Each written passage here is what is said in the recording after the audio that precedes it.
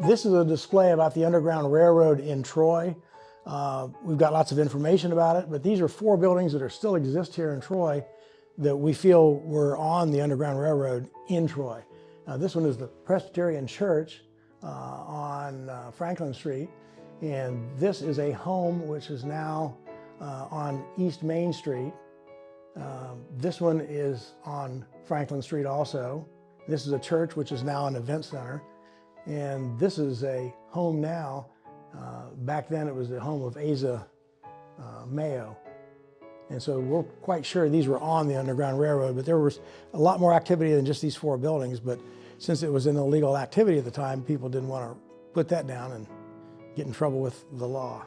With African Americans in Troy, there were a lot of early African families here in the 1820s and 30s. But 2 of the main migration groups that came to the area was in 1846, the Randolph Freed people. They were released after many years of a court trial citing John Randolph's will in Virginia, and they migrated to this area. And we still have descendants here from that group that came at that time.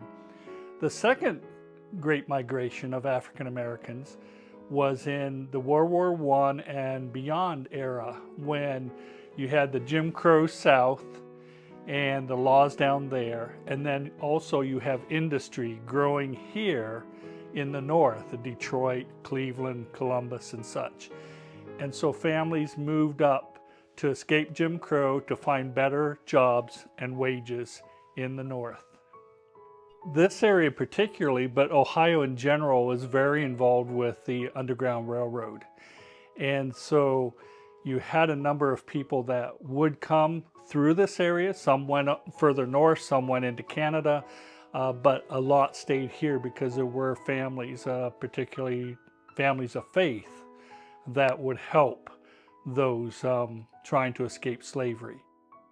There's a story from the 1840s called Auntie Green, and she lived here for a while, hid in one of the old abandoned churches until some slave hunters came through the area, but she was able to escape and move further north, and really nothing ever more was heard from her, but that was one of the local stories from that time period.